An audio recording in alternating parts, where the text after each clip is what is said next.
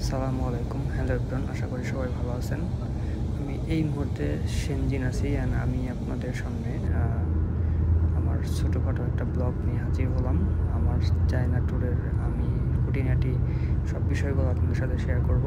আমি যদিও দেখা যাচ্ছে যে প্রফেশনাল কোনো ব্লগার না, প্রফেশনাল কোনো ভিডিও মেকার না, আমার কথাবার্তাও ঠিক মতো হয় না, তো সবাই আমার কথার মধ্যে বা ভিডিও করার মধ্যে ভুলভ্রান্তি ক্ষমার দৃষ্টিতে দেখবেন।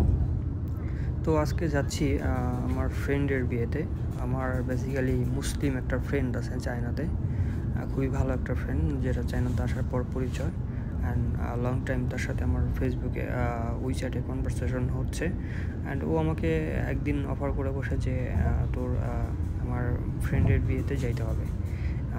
তুই যেহেতু মুসলিম, আমাদের ফ্রেন্ডের বিয়েতে, আমার ফ্রেন্ডের বিয়েতে গেলে তুই অনেক মজা পাবি, অনেক বিউটিফুল একটা গ্রাম আমাদের। আমি জানতাম না যে এত সুন্দর গ্রাম, তো দেখি যাওয়ার পর কী হয় আর কি। তো আমি ভাবছি যে আসলেই সুন্দর হবে, অ্যান্ড আশা করি যে এখনও সুন্দর হবে, কারণ হচ্ছে চায়না এমনিতেই অনেক সুন্দর একটা কান্ট্রি। ওদের স্ট্রাকচার, ওদের পরিবেশ, ওদের কালচার, মানে এভরিথিং মনোমুগ্ধকর, যে কেউ এর প্রেমে পড়ে যাবে এরকম অবস্থা আর কি। তো আমি যাচ্ছি অ্যান্ড হচ্ছে যে গাড়িতে, অ্যান্ড পাশের যে রাস্তার পাশের যে ছোটো ছোটো স্ট্রাকচার, সেগুলো দেখে খুবই ভালো লাগতেছিল, খুবই সুন্দর। আমি ভিডিওতে যতটুকু দেখানো যাচ্ছে, আসল পরিবেশটা আরও অনেক সুন্দর। আসলে আমি জানি না ক্যামেরাতে কেন সুন্দর আসে না, আমার ক্যামেরা হয়তো ভালো না, এটাও হয়তো কারণ হতে পারে। তো আমরা এখন গুয়াংজোর কাছাকাছি। গুয়াংজো থেকে দেখা যাচ্ছে যে আমাদের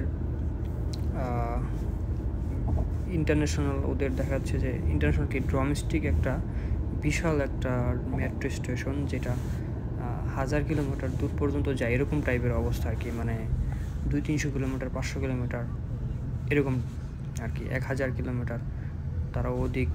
তো আমি দেখা যাচ্ছে যে আমাদের যে গন্তব্য সেটা প্রায় চায়না শেনজিন থেকে 3000 কিলোমিটারের বেশি। তো আমাদের যাইতেই লাগবে হচ্ছে 30 আওয়ার্স।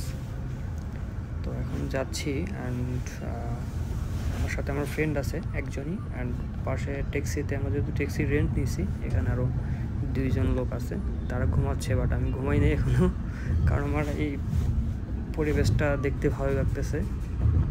তো আমি স্টেপ বাই স্টেপ আমি আপনাদের কাছে শেয়ার করব আমি চায়না ট্যুর প্লাস চায়না যেখানে যাচ্ছি, এটার সব বিষয়গুলো আমি আপনাদের সাথে শেয়ার করব। তো স্ট্রাকচারগুলো দেখে অনেক সুন্দর লাগতেছে, বাইরের খুবই সুন্দর সুন্দর স্ট্রাকচার, আমাদের বাংলাদেশের মতো একদম ইট বালু সিমেন্ট ওইরকম না। ওদের বেশিরভাগ হচ্ছে গ্লাসের গ্লাস ইউজ করছে, অ্যান্ড সুন্দর লাগে দেখতে বাইরে থেকে। আমরা ইতিমধ্যে গুয়াংজো এসে পৌঁছেছি, অ্যান্ড আমরা আমাদের ফ্রেন্ডের জন্য ওয়েট করছি, আমাদের চাইনিজ ফ্রেন্ড, ওর একটা ফ্রেন্ড আছে, ও আমাদের সাথে যাবে, ওর জন্য ওয়েট করতেছি। অ্যান্ড ওয়েট করার ফাঁকে আমরা হালকা পাতলা কিছু খেয়ে নিলাম, রাইস আর হচ্ছে যে আমি বিফ নিছি আর ও খাই। অ্যান্ড ওর ফ্রেন্ড আস্তে আস্তে অনেক লেট হয়ে গেছে, আমরা ট্রেনের স্টেশনে খুব দৌড়াদৌড়ি করে গেছি, অনলি ফর 20 মিনিট আগে স্টেশনে যা পৌঁছেছি, অ্যান্ড সবাই ট্রেনে উঠে গেছে, আমরাই লাস্ট পার্সন অলমোস্ট ছিলাম। তো আমরা দেখা যাচ্ছে যে পরিশেষে ট্রেন স্টেশনে আসলাম। অ্যান্ড আপনাদেরকে বলে রাখি, আমি স্টেপ বাই স্টেপ আমি আপনাদের সব কিছু আপনাদের সাথে শেয়ার করব। তো আমার সাথে থাকবেন ইনশাল্লাহ। আশা করি যে সবাই চাইনিজ কালচার সম্বন্ধে জানতে পারবেন।